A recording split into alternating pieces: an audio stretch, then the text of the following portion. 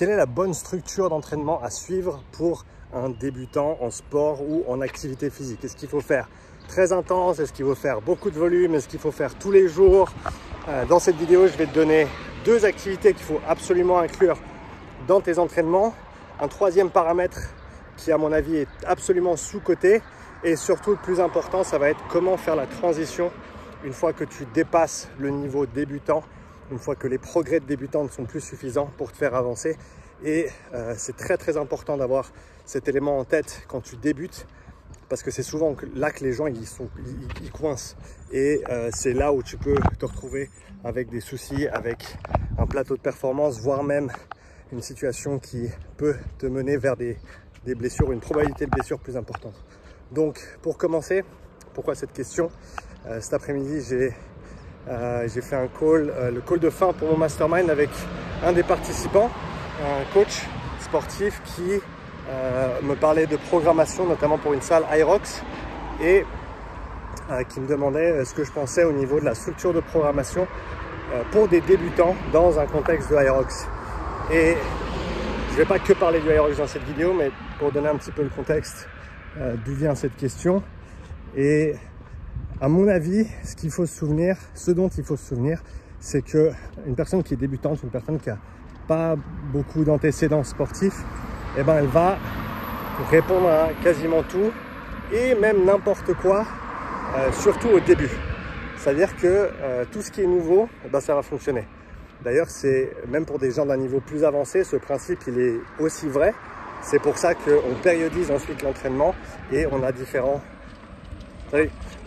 phases d'entraînement où on va travailler peut-être différentes qualités, cibler différents attributs, que ce soit physique, physiologique, selon le moment de l'année, selon les besoins, etc. Parce que ce qui est nouveau va toujours mieux fonctionner que ce qu'on fait déjà depuis plusieurs semaines, voire plusieurs mois. Donc pour une personne qui n'a pas d'antécédents sportifs, eh ben, tout est nouveau et donc tout va fonctionner. Donc j'ai envie de dire que les 2 éléments que j'ai mentionnés au début qui sont indispensables à mon avis, c'est du travail de renforcement musculaire d'une manière ou d'une autre et du travail cardiovasculaire. Donc de la force et du cardio pour faire simple. Comment tu l'organises exactement? Et c'est là où peut-être que je vais différer d'autres personnes dans le milieu sur ma perspective. À mon avis, pour des débutants, il n'y a pas de structure optimale. C'est-à-dire que, à mon avis, il n'y a pas besoin de respecter des barèmes d'intensité. Ce qu'il faut surtout, c'est pas en faire trop dès le début, parce que là, le corps, il va peut-être répondre par la négative et après 3 semaines te dire va te faire foutre, tu n'as jamais couru, maintenant tu décides de courir 4 fois par semaine. Bah, tes tibias, je peux te dire qu'ils vont te crier dessus après 2-3 semaines. Ça, c'est normal. Donc, il ne faut pas en faire trop dès le début. Par contre, est-ce que c'est mieux de faire de la moyenne intensité, de la basse intensité, de la haute intensité, du renforcement en circuit, du renforcement en ci ou ça? C'est pas très important. L'important, c'est de le faire. Et c'est là où je veux introduire le 3e paramètre dont j'ai parlé tout à l'heure en début de vidéo. Ce paramètre qui, à mon avis, est un des plus sous-cotés en entraînement, c'est celui de la régularité. La régularité, et pour ça, il y a un outil très simple que tu peux utiliser, c'est le plaisir. Ce que je veux dire par là, c'est que choisis des activités qui te plaisent. Choisis des activités qui te font envie d'aller au sport. Choisis des activités que tu te vois faire pendant des semaines, voire des mois, sans te décourager. Le pire truc que tu puisses faire, c'est essayer de commencer quelque chose que tu ne dois pas faire dans la durée. Parce qu'au final, il n'y a que ça qui compte, c'est la durée qui compte. On s'en fout que tu fasses du vélo ou du rameur ou de la course à pied pour ton cardio. Le plus important, c'est de faire le cardio. On s'en fout que tu utilises des haltères ou des bandes ou une barre ou quoi que ce soit, ou des machines pour ton renforcement. L'important, c'est que tu fasses ton renforcement. Et je te dirais, le plus simple, c'est de commencer avec des choses accessibles. Donc, des entraînements sur machine, si tu vas à la salle pour la première fois, ça fonctionne très bien.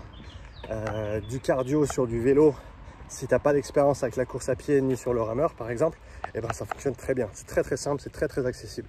Et encore une fois, l'objectif premier, c'est la régularité de l'entraînement. Une fois que tu as de la régularité, après, on peut commencer à organiser les choses. Mais au départ, ce qu'il faut, c'est comprendre que tout va fonctionner. Et en même temps, il faut aussi comprendre que ce ne sera pas toujours le cas. Et c'est là où il y a beaucoup de gens qui se plantent, à mon avis. En gros, c'est un petit peu, si on prend un exemple dans le monde de l'entreprise par exemple, eh ben, les systèmes que tu dois développer et mettre en place pour faire grandir une entreprise de 1 à 10 employés, donc c'est x10, ce ne sera absolument pas les mêmes processus à mettre en place si tu essayes de faire grandir une entreprise de 10 000 à 100 000 employés. C'est aussi un facteur de 10, mais les processus à mettre en place seront complètement différents. Donc, c'est la même réflexion sur l'entraînement. Tu ne peux pas t'attendre à toujours progresser avec exactement la même approche. Et c'est là où c'est difficile parce que les gens ils commencent à s'entraîner, ils prennent du plaisir. Peut-être qu'ils font, je sais pas, du crossfit ou maintenant il y a les salles Aerox qui sortent, donc tu fais un petit peu de tout. Tu t'envoies, tu te fais plaisir, tu apprends des trucs. Mais ça, c'est super au début. Et c'est super quand ça fonctionne. Le problème, c'est quand ça commence à plus fonctionner. Parce que au lieu de changer de mode opératoire, au lieu de structurer des entraînements différents, au lieu d'avoir des phases un peu plus, entre guillemets, monotones, où tu as des séances de renforcement chaque semaine qui vont être progressées, structurées, des séances de cardio chaque semaine qui vont être pareilles. Si tu n'as pas ça, au bout d'un moment, ça ne va pas fonctionner. Et il faut comprendre quand faire ce changement. C'est ça, à mon avis, c'est ça le point qui est le plus difficile. Donc si tu débutes en activité sportive, dis-toi que peu importe ce que tu fais, ça va très bien fonctionner au début. Et que tant que ça fonctionne, il faut que tu continues à le faire. Et surtout, il faut que tu prennes du plaisir dans toutes les activités que tu mets en place. Mais il faut aussi être conscient du fait qu'à un moment donné, faire tout et n'importe quoi, sans réfléchir à la structure, ça va plus être suffisant pour progresser. Et là, il faudra changer de mode opératoire. Là, il faudra structurer les choses. Là, il faudra cadrer les choses. Là, il faudra décider, ok, là, je vais travailler là-dessus. On va laisser ça un peu de côté et après, je rebascule sur l'autre plus tard. Mais tu n'as pas besoin d'une structure professionnelle d'entraînement quand tu démarres. Ce qu'il faut, c'est de la régularité et du plaisir. À mon avis, c'est les deux paramètres les plus importants. Et comme je t'ai dit, du cardio, de la force, c'est ce qui va t'apporter le plus en termes de fonction et en termes de longévité. Donc voilà les conseils. Fais du renforcement musculaire, fais du cardio et assure-toi de le faire dans la régularité et avec du plaisir. Ça va être les clés du succès sur le long terme. Et lorsque tu sens que faire tout et n'importe quoi, ça ne suffit plus pour progresser, si tu as envie de continuer à progresser, bien sûr, eh ben, il faut savoir changer de mode opératoire, structurer tes entraînements pour aller encore plus loin dans la progression. Si tu as apprécié cette pensée du jour, laisse-moi un petit commentaire. Merci de regarder ces vidéos et je te dis bientôt pour la prochaine.